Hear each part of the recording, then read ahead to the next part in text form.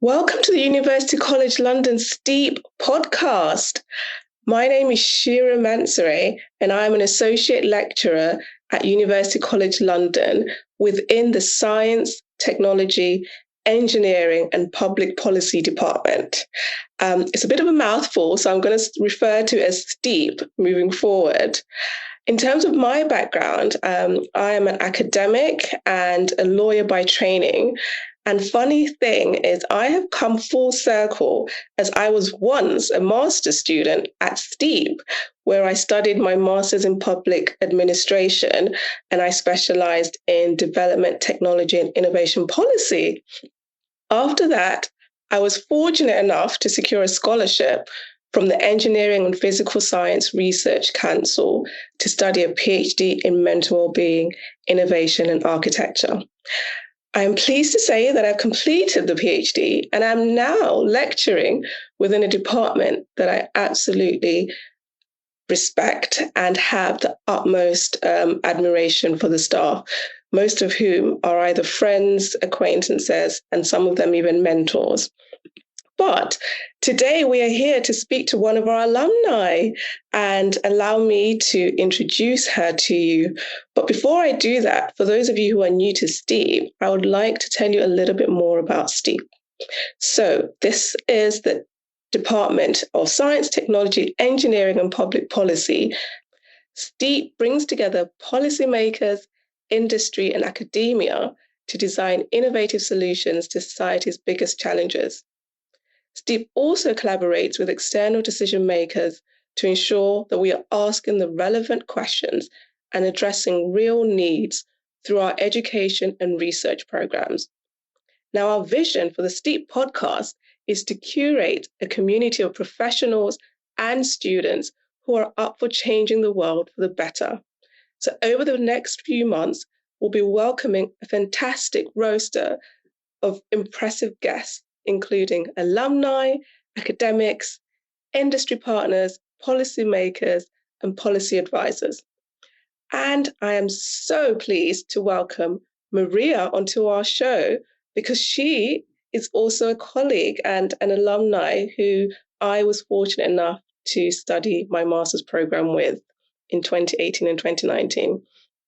So hello, Maria. I know I speak for STEaPP and welcome you as our very first alumni guest. How are you doing? Hello. Thank you so much for your invitation. It's an absolute pleasure to be here with you today and be your guest. I'm more than happy for the conversation that we will have in the next minutes. Fantastic. So I would like to read a brief bio for those of you who are not familiar with your work or some of the things that you've been involved with. So Maria Jarquin is a political scientist specializing in science diplomacy and science advice to governments.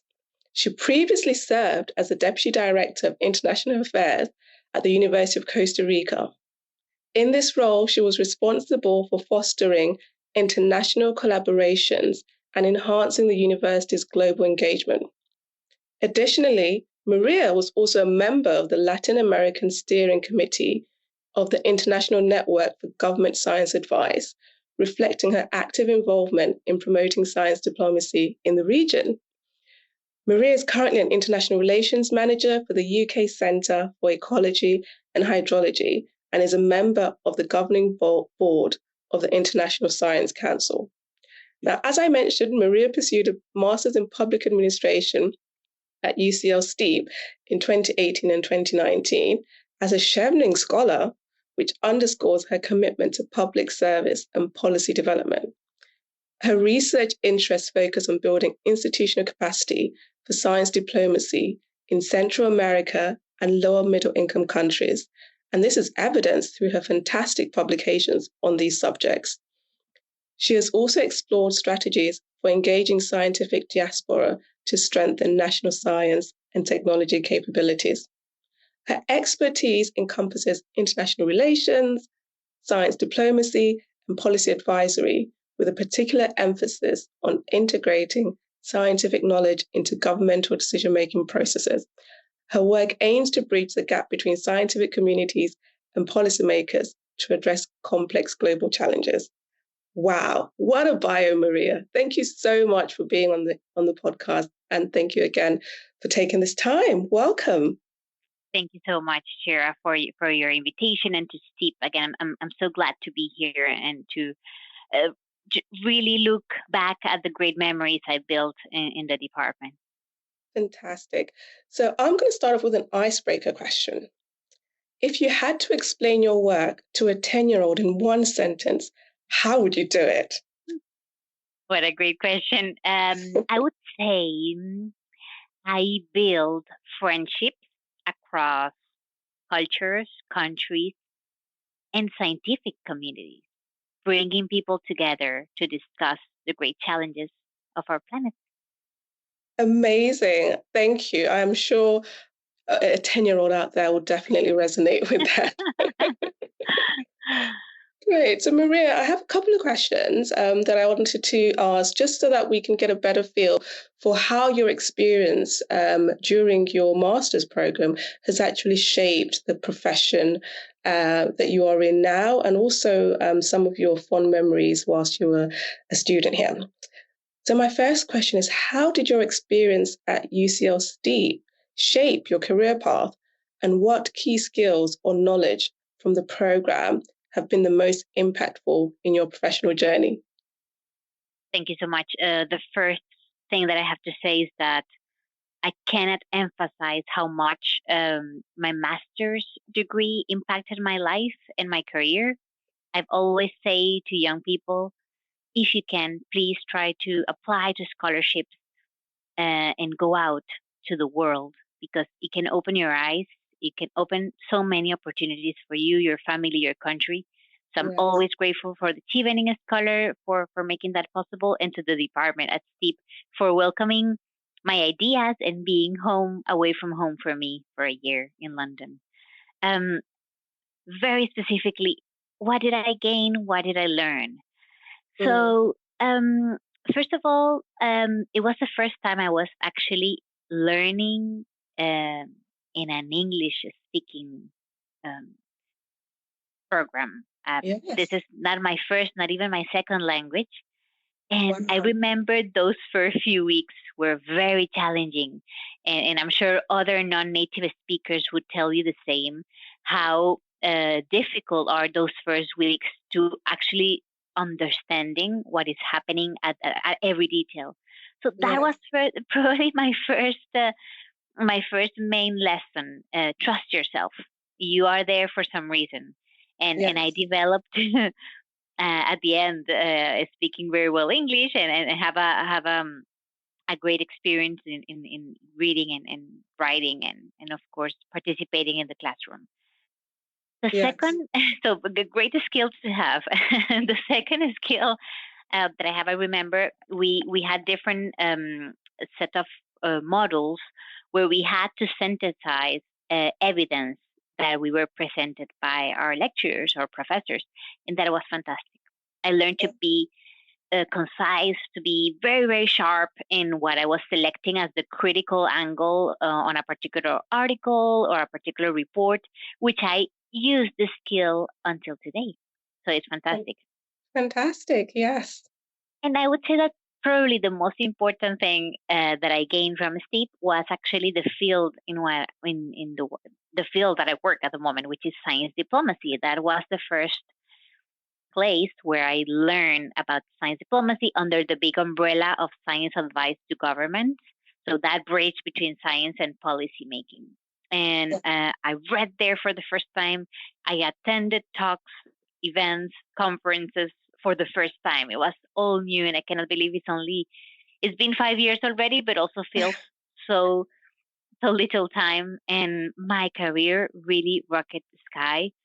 I got access to fantastic networks thanks to the department and thanks to the lecturers that helped me. I have to say this because Yes. STEaPP has a very good colleagues across the department that are willing to help you. Yes. Yeah, Feel free to name drop, you can name of drop. course. I know I've worked with Julius, I've worked with Jakob, I've worked with Ine, and they're all brilliant professionals. And they were, very supportive during our time at our masters. But even for me in my PhD journey, I found, the STEaPP colleagues are very approachable and been very instrumental in opening up networks for me.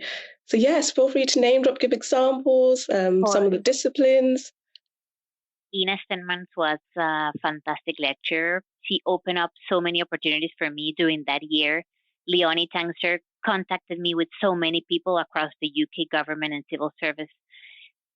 Jean-Christophe Mauduit has been until today a great mentor. And we are publishing together on different avenues. So imagine how after 5 years we're still working together. Joanna Chataway, of course, the former head of the department, was her kindness, her leadership was essential for me to feel inspired.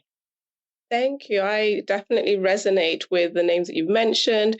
And for those individuals who are either considering joining STEaPP to do their masters, it's really important that they know they're stepping into an academic environment where their ideas are welcomed, but also we are proud to build relationships, professional relationships with students to ensure that they get the best experience from pursuing a master's. Everyone says a master's is not necessarily going to open up opportunities for you as a student unless you fully immerse yourself into it. And I agree 100%. The mentoring that we get, the pastoral care, it's all, planting the seeds for us as, budding professionals, academics, practitioners to go out there in the world and then translate these lessons in a professional setting. So I know from my experience at STEaPP, when I did go into practice, I was able to curate safe spaces where I could seek out mentoring opportunities, but also where I knew that I could share ideas and bring evidence to bear on those ideas and that they would be welcomed. So thank you, Maria. I couldn't agree more with you. Yeah. Yes. So my next question, can you share a specific project or piece of research you worked on during your time at STEaPP that continues to influence your work today? Definitely. I can think of so many of them, but I would definitely choose. I have to choose. I would definitely choose this one. Yes. So we had when we were studying in that year, we had a model called Science Advice to Government, and the final assessment was to explain, analyze, reflect if the model of the Chief Scientific Advisor, which is the model that exists in the UK, could apply to every country on Earth. Mm-hmm. So of course you're tempted to say yes, it's a fantastic model, but actually I reflected, I made some research, I interviewed people and realized that you cannot adapt that model just as it is to every country because we have different socio-political characteristics, political systems. Yes. And so it was a fantastic journey to write that essay. And yes. Just because I discovered how passionate I was about the topic, how passionate I was about reflecting on what can be better and what can lower income countries like mine do to perform better in the concert of nations. And one of those things is definitely building that bridge between science and policy. Actually, after a STEaPP, I did a TED Talk on that, exactly on that. And I was thinking about that essay. Wow, that is brilliant. TED Talk. We must send the link of that as well afterwards. Yeah, of course. Yes, and just to build on that explanation, so I think it's important to understand how being an academic in the beginning can also open up doors for you that allow you to still have that academia and practice interface. So one thing I know from experience at STEaPP, but also as an associate lecturer here, is that we are looking for our students to come to study these courses, but also for them to actively engage in the policy interface, whether that's through their own initiatives or joining current initiatives that other academics are pursuing. This is a space for students to curate their experience. We will provide as much guidance as we can to them. But similar to yourself, when you were able to knock on doors and, open up opportunities, you managed to get such a fantastic experience from it. Yeah, 100%. I cannot stress more on the fact that at the end of the day, and you said it very well, what you learn in the classroom is very important, but also your attitude outside the classroom is even more important. So reaching out to lecturers to ask for advice, for contacts, using your free time as a student to attend great events for networking, it is essential. And in that context, it is where the policy angle comes, right? Where you need to start learning how policymakers think. So I remember, I think I joined you, Shirah, in that visit when we went to the parliament to see a select committee on Yemen. You remember? I do. I was blown away by that experience. But yes, I want to hear your reflections on it. That was a fantastic experience because we were able to get into the UK Houses of Parliament, guided by our professor Jacob.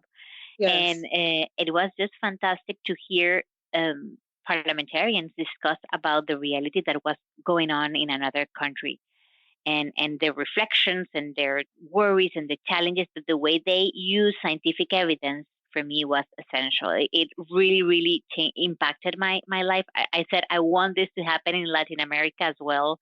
Yes. I actually, after that, I was so inspired that I read a report on how the parliament uses scientific evidence. Wow. Who are the sources, who they reach out to.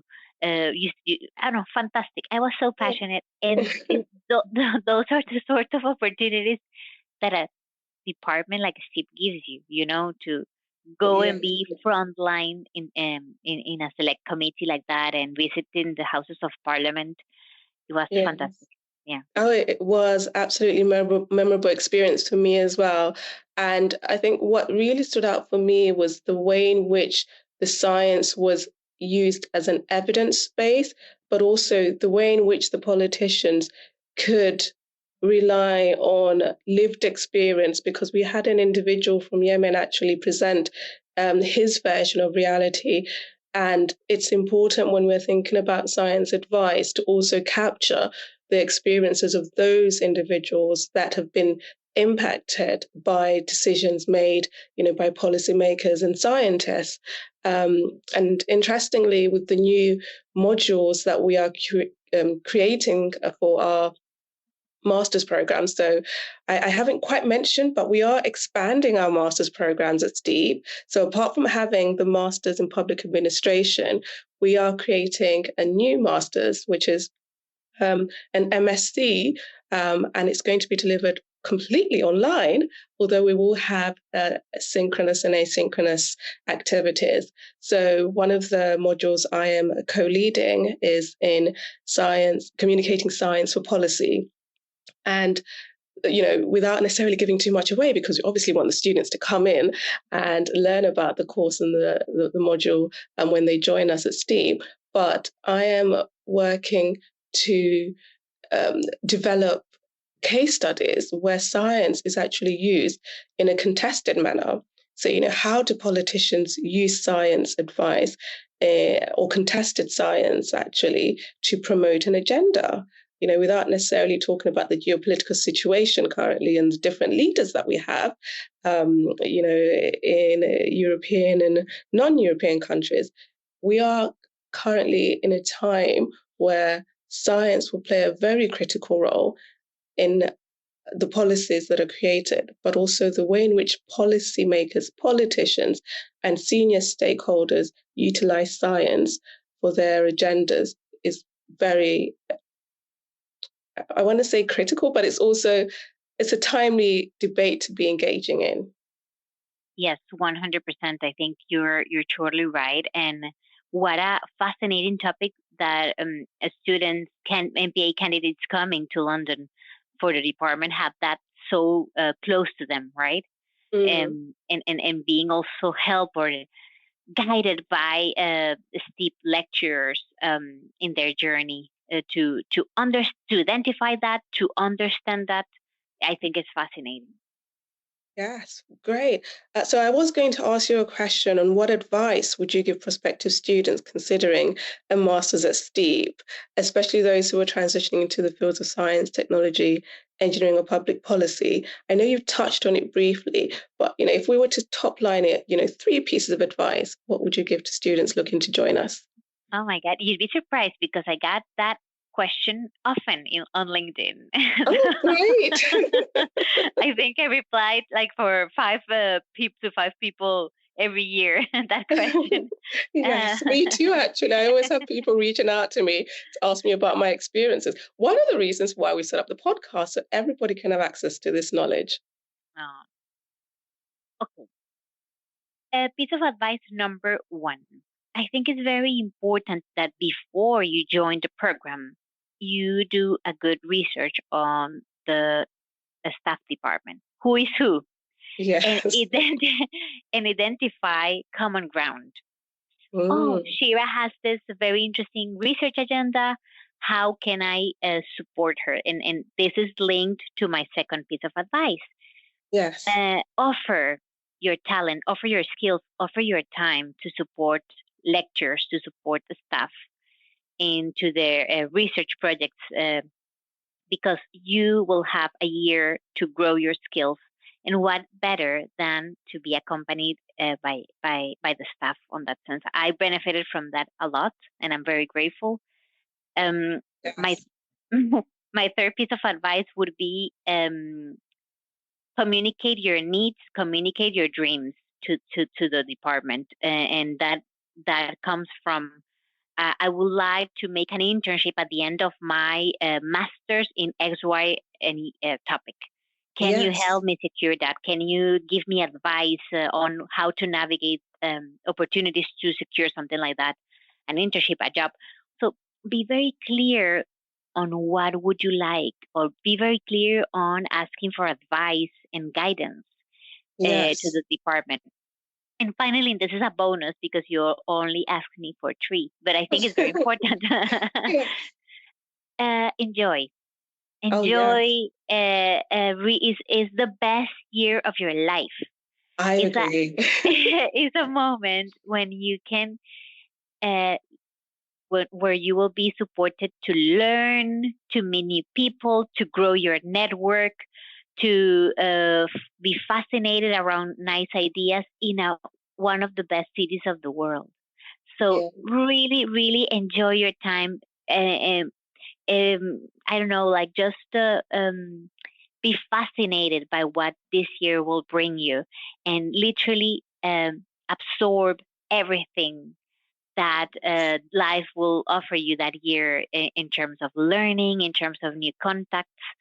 Um, I think London is a fascinating city to be a master. I didn't comment on that, but I think it's a Yeah. lot of things in the world are happening in London, and Mm, you being there as a UCL MPA candidate, you can knock on doors and say, "Hello, I am doing my UCL. I'm a UCL candidate, a master candidate. Can I yeah. have a meeting with you?" That will open so many doors. So yeah. Yes. Oh, I agree, Maria. And thank you so much for sharing those reflections. And obviously, everybody loves a bonus. So thank you for that bonus tip as well. I'm going to reflect on 2 things that you mentioned and how I utilized those tips when I was doing my MPA during that time. So the first thing is around people and students immersing themselves within the STEaPP experience. I think, like we've mentioned throughout this episode, STEaPP is an interdisciplinary, multidisciplinary department made up of academics who are very passionate about the areas of research, but also academics who are at the forefront of changing policies, of initiating change within certain communities. So it's not just that our research, is shaped by what has happened before historically. It's also that our research goes beyond historical narratives to produce current policy recommendations or policy interventions, and make a change in the world for the better. So I think reflecting on prospective students or those who might be considering doing a very interdisciplinary, multidisciplinary PhD, master's, although we are looking for PhD candidates as well. So, anyone who's thinking of doing a PhD, do feel free to reach out to myself and I can share my experiences. But to reflect on your point, Maria, your second point is to allow students to extend their networks through their affiliation with UCL. And that can be done in a multitude of ways. So it's not just, those students who are in London and get to do the master's program in person, fantastic. You can, virtually knock on doors, or you can have email introductions done. But also for those students who might be joining us on our online MSc program, they could utilize their affiliation with UCL and STEaPP to curate opportunities for themselves. So I'll give an example. When I was doing my PhD, one of the programs I applied to was an industry exchange program that UCL offers. And through that program, you're able to secure a grant to spend 6 to 8 weeks within an organization, a company, a firm, an organization of some sort, and deliver your research to that organization in a way that's going to benefit that organization. So, this is just one of the many opportunities that you have. I always encourage students to ask other students, but also ask academics, do your research. It's 1 year. It goes by so fast, for the MPA. For those who will be doing it online, it can be spread out to 2 years or even longer, depending on the model that the student takes. But honestly, an affiliation to UCL as a student does open up doors, and I can definitely attest to that. And Shirah, may I share an anecdote that I think is very linked to what you're saying?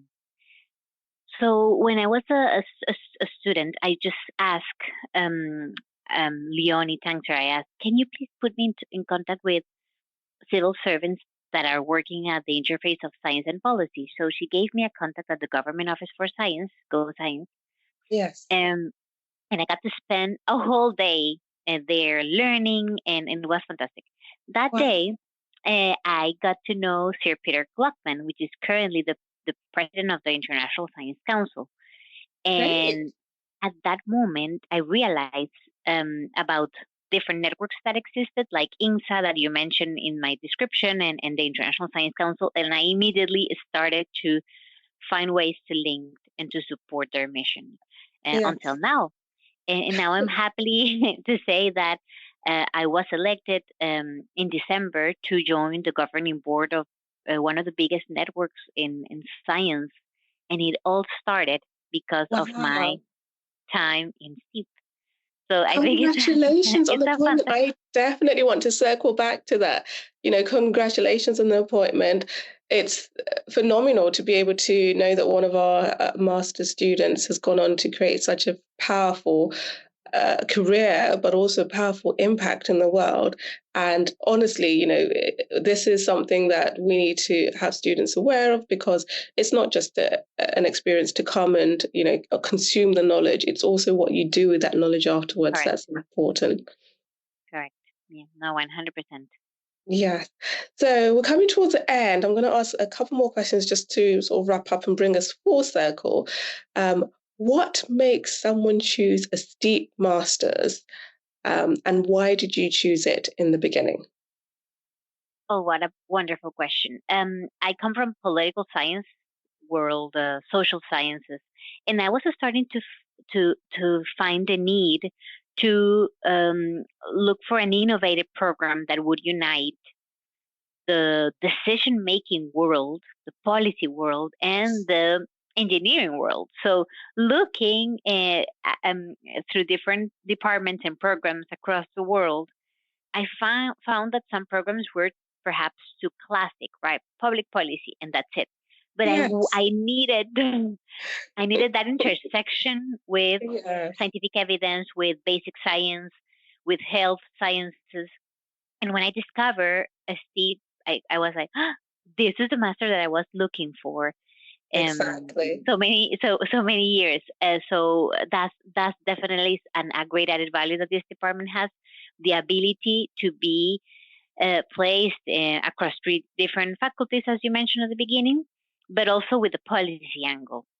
So Yes. no matter if you come from the, let's say, hard sciences world, Mm. engineering, basic sciences, mathematics, or I mean the STEM world, or from the social sciences, art and humanities world, I think you could find a nice place here because Yes. at the end of the day, the mission is to have an impact in the world. So I think it's a wonderful, innovative program.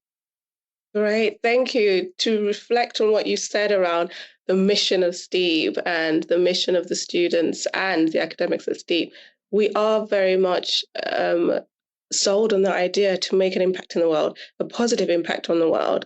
And for me, why I chose to do this master's, I am a lawyer by training. I have done commercial law, and I'm also a solicitor advocate, so I can attend the higher courts of England and Wales and represent clients. But I reached a very pivotal moment in my legal career where I was reflecting on what's next. I really wanted to have an impact in the bigger picture and the bigger challenges of the world, especially around health, mental health for me. So when I was looking for a master's, I was very aware of the challenges I might encounter coming from a very sort of legal, very disciplinary training to embark on a master's that was interdisciplinary and based in the engineering faculty and the other faculties that STEaPP sits across. But when I called, I think it was Jakob, I reached out to Jakob and a few other academics at STEaPP before I applied, just to get a feel of the department and just to understand if there was space for a lawyer to do a master's in an engineering and science space. And the reassurance I received was, great. It was very authentic in terms of this is a department that welcomes students from different disciplines, because at the end of the day, we need joined up thinking to address some of the world's biggest problems. And the joined up thinking and narratives that come from different disciplines, either through students or academics, is what's needed in a department like STEaPP.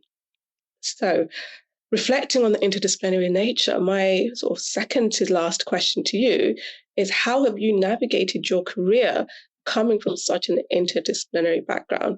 And any advice that you can give to students currently at STEaPP or who are thinking of joining such an interdisciplinary department? I think the current state of the world demands interdisciplinarity. I Full, agree. full stop. Yes. So challenges, global challenges like climate change, are becoming Yeah. increasingly complex, and it cannot be addressed by only one particular discipline. We really need teamwork. We really need professionals that are at the intersection of different disciplines that understand how a scientist thinks and how a diplomat behaves. And Yes. that intersection, I think, brings a huge added value to your career, to your CV, to your professional profile that I would highly recommend to consider. No matter if you come from, as I said, the STEM world and you would like to transition or explore the diplomatic world, there is a room for you there.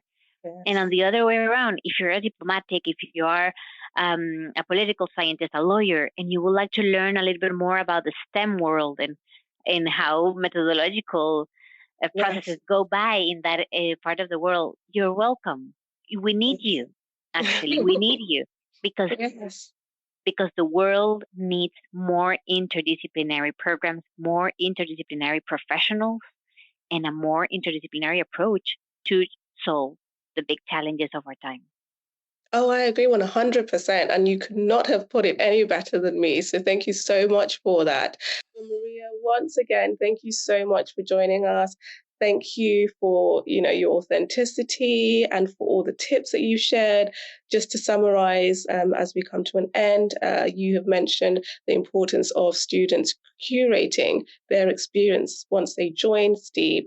And you've also mentioned that students should really look for opportunities within the department, outside of the department, use the UCL affiliation to open up their own opportunities, but also fully immerse themselves in the experience. You've also mentioned that for those considering doing a master's program, there's no better place than STEaPP, obviously, because we're both on STEaPP, so we are biased. But honestly speaking, we need interdisciplinary thinking and we need solutions to the problems that are grounded in the policy and academia interface. So it is a pleasure for me to conclude our episode and to welcome any students who are looking to consider a master's or a PhD at STEaPP, but also keep doing the fantastic work you're doing, Maria. And we hope a majority of our students can turn out and have such a great impact in the world, such as you have had. Thank you so much, Shirah. It was an absolute pleasure to discuss with you and to be closer to the department this way. So thank you so much. You're very welcome. All right.